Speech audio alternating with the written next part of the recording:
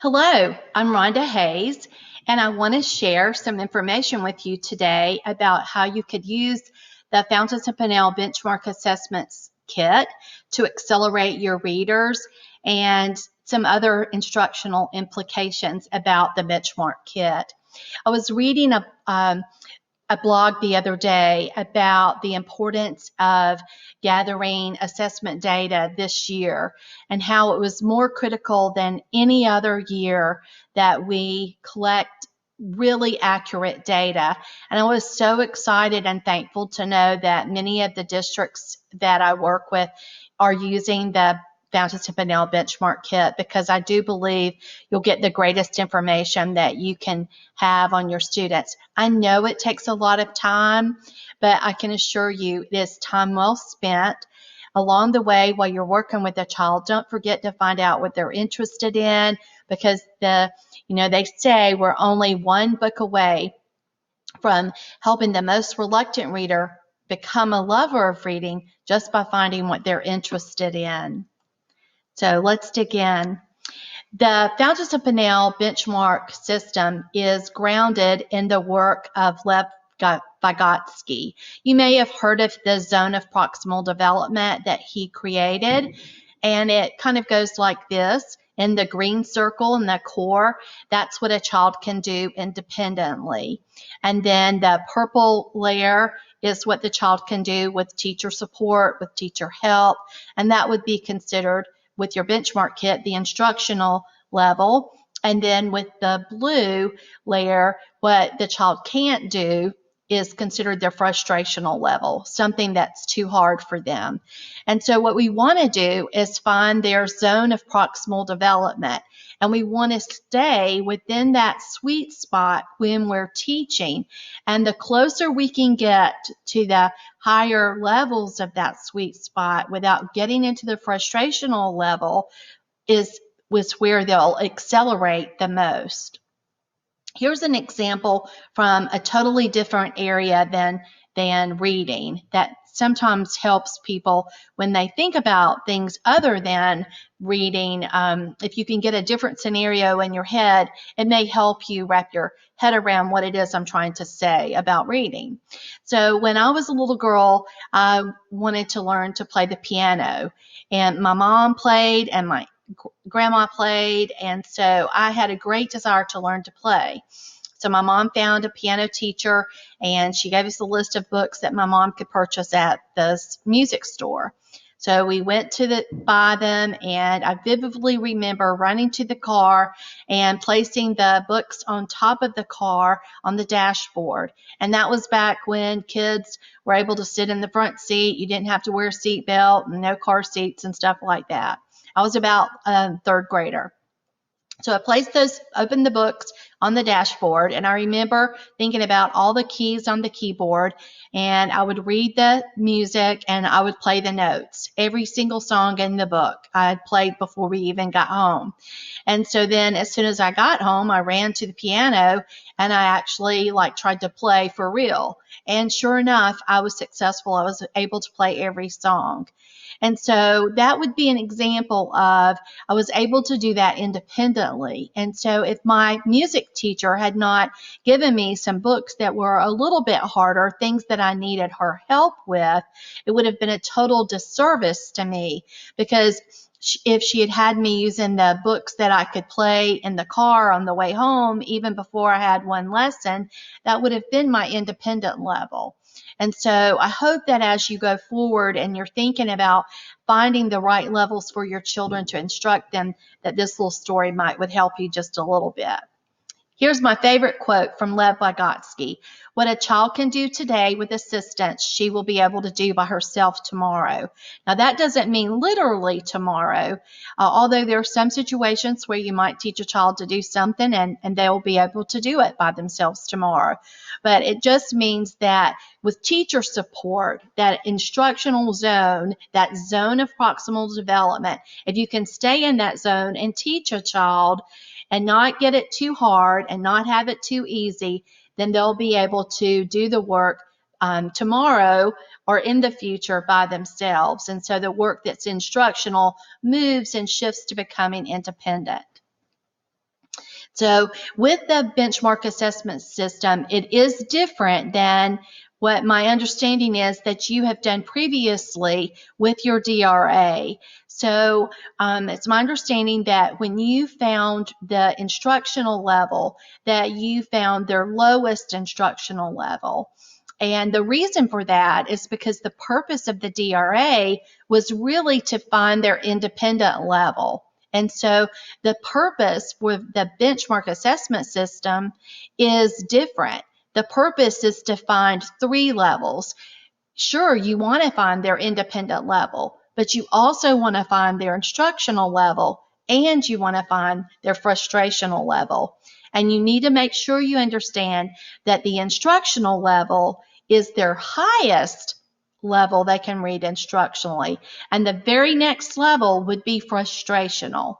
Okay, and that's where there's some differences in what you may have done before. And it's so important now more than ever that you find the highest instructional level, because that's going to be how you accelerate your students, is to teach them at their highest level instructionally.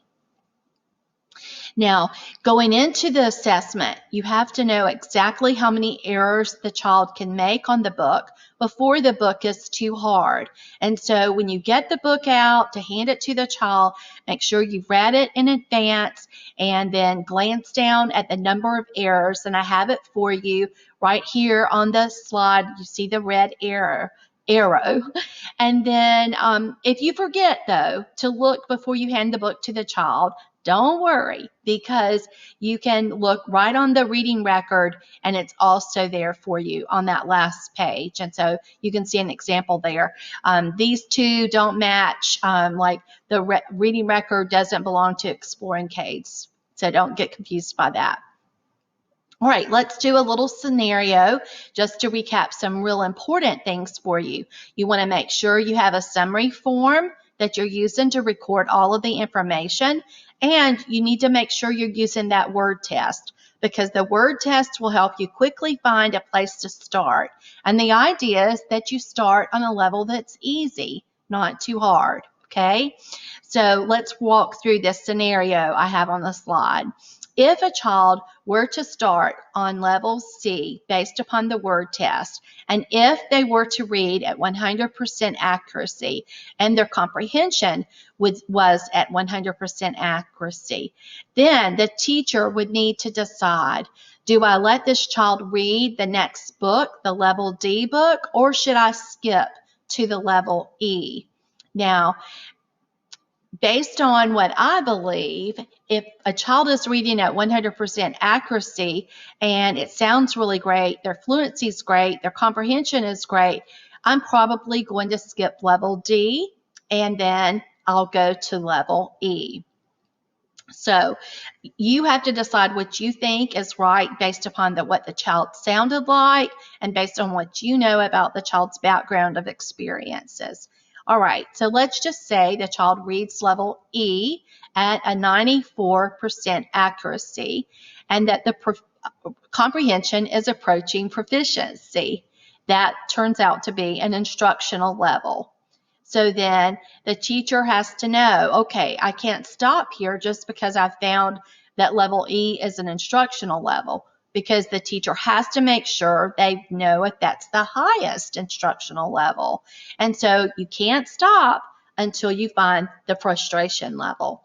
So the teacher should administer the next level, which would be level F.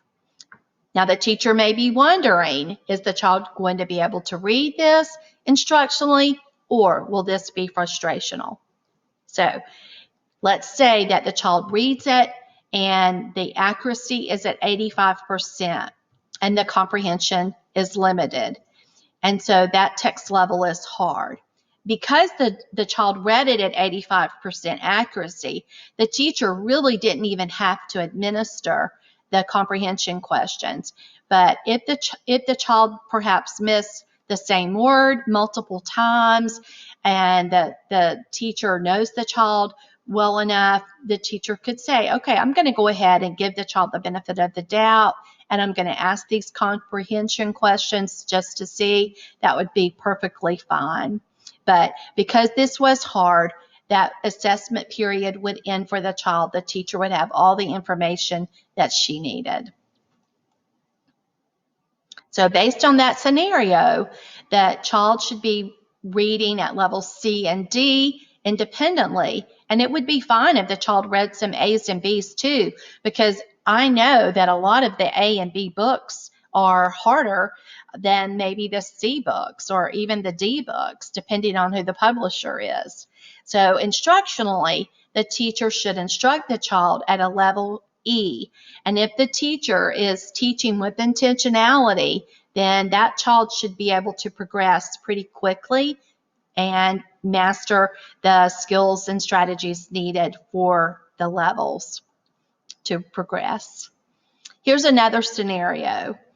If the child was reading and at a level M based upon the word test and read at 100% accuracy and 100% comprehension, the teacher then would have to decide, what will I do? Now, I want to caution you that the levels in the intermediate kit are not as intricate as the levels in the primary kit.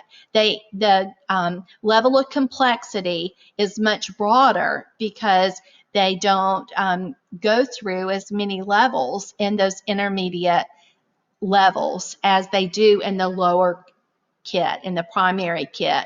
So there's a vast difference between a level M and an N, and then a big difference between an N and an O.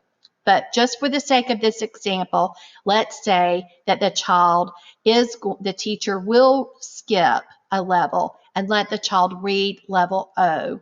And let's say that that child read at 97% accuracy and the proficiency for comprehension was approaching proficiency. So that was an instructional level. So the teacher could give the next level to the child to read, the level P, and the teacher may be wondering, is this going to be instructional too, or will it be hard? Then when the child reads level P, the teacher finds that the accuracy was at 92% and the comprehension was limited and was hard. So the assessment ends. Okay, I hope that scenario helped you to think about the independent reading levels for that child, and they should be reading on levels M and N during your independent reading time in your classroom. Instructionally, the teacher should instruct the child in a level O, and there are all kinds of genres to instruct in and a wide range of publishers, and so it would be important for the teacher to expose the child to all of those different types of level O books. Now let's talk just a little bit more about a couple of other examples of things that you need to think about. Okay, so in the lowest kit, the benchmark assessment kit 1, the K2 kit, I just want to give you some scenarios for this.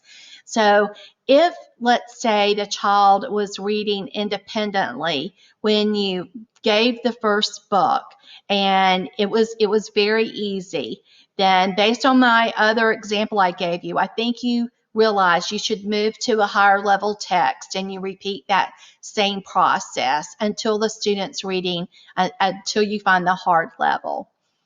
But what if the first text that you give them, like the word test says to begin on a certain level and you start on that level, but what happens if it's not easy?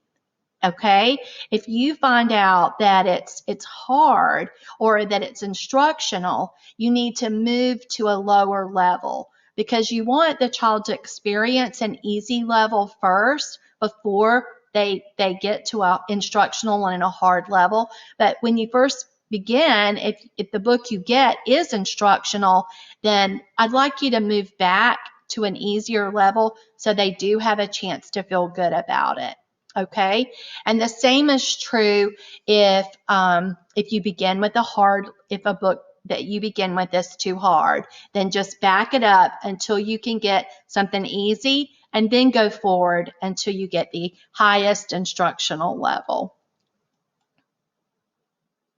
So documenting the progress and accelerating the students is really how you're going to make gains. So if you can collect this data and find their highest instructional level, then you'll be ready to help your children to accelerate. I'll make another video for you so that this one won't be too long. And if you're interested in learning more about how you can accelerate your students and document their progress, then tune into that video. But for now, thanks for joining me and happy assessing.